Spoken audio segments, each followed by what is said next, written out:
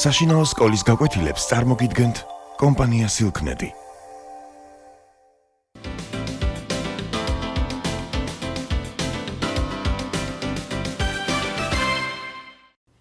მოგესალმებით. დღეს განვიხილოთ მოთხრობას უნიჭოობა. მეტად საინტერესო სათაური აქვს არა დამერთანხმებით. რისი ნიჭი უნდა გქონდეთ ობობებს საინტერესოა და რისი კეთება ვერ შეძლო ჩვენი ნაწარმოების გმირმა. ახლა შევუდგეთ მოთხრობის კითხვას, ეტაპობრივად განვიხილოთ და ამ კითხვაზე პასუხსაც ადვილად ვიპოვეთ. უნიჭოობა. აგურებსა და აგურებს შორის ერთ ხვრელში ცხოვრობდნენ დედაობობა და მამაობობა. მათ 3 შვილი ჰყავდათ, სამივენი პატარა ობობები იყვნენ. დავუკვეთით აბა სად ცხოვრობენ ჩვენი ობობები? აგურებსა და აგურებს შორის არსებულ ხვრელში.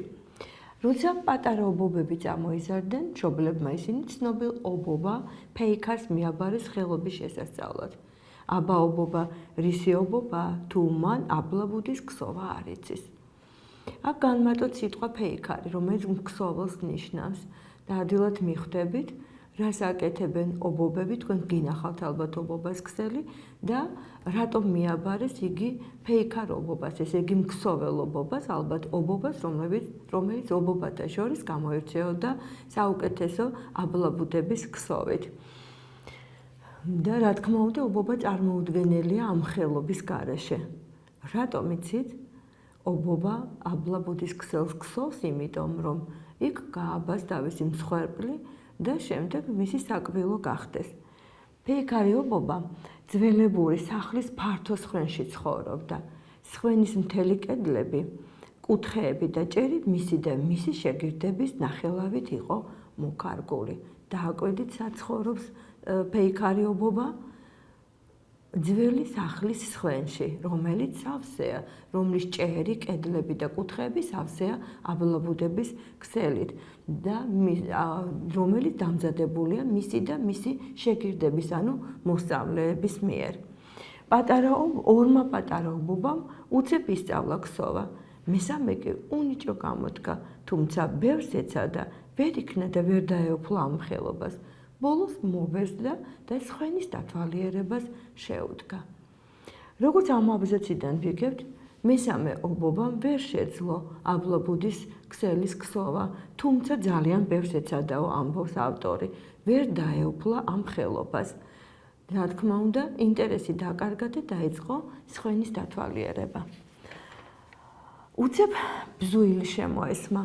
ახლოს როცა მივიდა, დაინახა, რომ აბლაბუდაში ბუზი გახლართულიყო და გაკვირვებულმა ჰკითხა: ბუს, როგორ ბზუი ხარო? საინტერესოა, რატომ გაუკვირდა პატარა ობობას ბუზის ბზუილის მოსმენა. როგორც ჩანს, ძალიან პატარა იგი და პირველად ჰქონდა ბუსთან შეხვედრა. ბუზი ბუზისათვის მეტისმეტად მოულოდნელი იყო ასეთი შეკითხვა და წამით შეწყვიტა ბზუილი. შემდეგ კი უპასუხა: გამათავისუფლე და გასწავლიო. საინტერესოა, ხო? რა პირობა დაუდო ბუზმა ობობას გამათავისუფლე და ბზუილს გასწავლიო. დაუკვირდით, აბა ბუზი როგორი მოხერხებულია. როგორც კი საშუალება ნახა, რომ ქსელიდან გათავისუფლებულიყო, ეს საშუალება ძალიან ადვილად და სწრაფად გამოიყენა. საინტერესოა, შეასრულებს თუ არა ბუზი თავის პირობას და შეძლებს თუ არა პატარა ობობა მისი ქსელიდან გათავისუფლებას. განვაგრძოთ მოთხრობა და შევიტყობთ ყველაფერს. ობობამ იმ წამსვე გაათავისუფლა ბუზი. ბუზმაც შეასრულა დანაპირები და ასწავლა ბზუილი. იმ დღის შემდეგ პატარა ობობა, სადაც კი აბლაბუდას ნახავდა, შიგ-შუა გულში ჩაჯდებოდა და ბზუოდა. ყოველი მხრიდან თავქუდმოგლეჯილი გამორბოდნენ დიდი ობობები. ისინი თვალებს არ უჯერებდნენ, როცა პატარა ობობა შერჩებოდათ ხოლმე ხელში და გაწბილებულნი, გაგულისებულნი ბრუნდებოდნენ შინ. პატარა ობობამ შესანიშნავად შეისწავლა ბუზისაგან ბზუილი და როდესაც იგი აბლაბუდის ქსელს ნახავდა, ჩაჯდებოდა და გაუჩერებლად ბზუოდა. მოთხრობა გვეუბნება, რომ ყოველი მხრიდან თავქუდმოგლეჯელი მორბოდნენ დიდი ობობები. საინტერესოა, რატომ მორბოდნენ ასე სწრაფად? თქვენ ხომ ძალიან კარგად იცით, ობობები აბლაბუდის ქსელს დასაწყისშიც ვისაუბრეთ ამის შესახებ, აბლაბუდის ქსელს ქსოვენ იმიტომ, რომ იქ მწერი თავისი მსხვერპლი, რომელიმე მწერი გააბან, რომელიც მათი საკბილო ხდება და როდესაც ბზულს ისმენდნენ, ფიქრობდნენ, რომ რომელიმე მწერი გააბეს და მათი სადილობის დროც დადგაო, მაგრამ თვალებს არ უჯერებდნენ, ესე იგი ვერ იჯერებდნენ, რასაც ხედავდნენ პატარა ობობა აბლაბუდის ქსელში იჯდა და ბუზი კი არა ის ბზუოდა. გაწმილებულნი და გაგულისებულნიო, ამბობს ავტორი, რომ ეს სიტყვები ნიშნავს იმედგაცრუებულს, იმეddაკარგულს. ესე იგი იმედი ჰქონდათ ობობებს მორბოდნენ, იმიტომ რომ საჭმელი დახვდებოდათ, ასე ვთქვათ, მსხვერპლი დახვდებოდათ, მაგრამ იმედი უცრუვდებოდათ.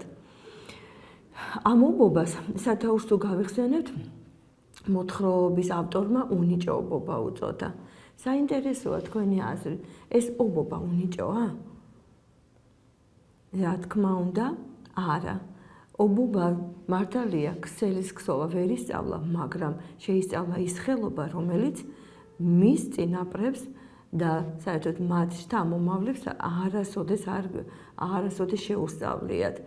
ბზუილი ისწავლა მან, რა თქმა უნდა, საინტერესოა ობობას ნახვა, რომელიც ბზუის. ადამიანებსაც თუ დავაკვირდებით, ყველას ერთნაირად არ შეუძლია ერთი და იგივე ხელობის შესწავლა და ერთი და იგივე ხარისხით ამა თუ იმ საქმის კეთება. ზოგს, მაგალითად, თქვენს ცეკვა უფრო მეტად გეხალისებათ და მოგწონთ და უფრო უკეთესად გამოგდით. ზოგს ცეკვაში სიმღერაში შეუძლია თავი გამოიჩინოს. ამ ჩვენმა პატარა ობობამაც ვერ შეისწავლა აბლაბუდის ქსოვა და შეისწავლა ბზუილი. ხომ შეიძლება მანის საქმიანობა რაღაცაში გამოიყენოს? ხო და ჩემო პატარებო, დავაფასოთ ის შესაძლებლობები, რომლებიც თითოეულ ადამიანს და თქვენ გაგაჩნიათ და თქვენი საქმიანობაც, თქვენი ინტერესით წარმართეთ იმ მიმართულებით, რომ შეისწავლოთ ის ხელობა, ის თუნდაც საგანი, ის სპეციალობა, რომელიც თქვენ ყველაზე მეტად შეიძლება გამოგივიდეთ და ყველაზე მეტად თქვენს ინტერესს აკმაყოფილებს. დღეს ამით დავამთავროთ ჩვენი საუბარი. გისურვებთ წარმატებებს.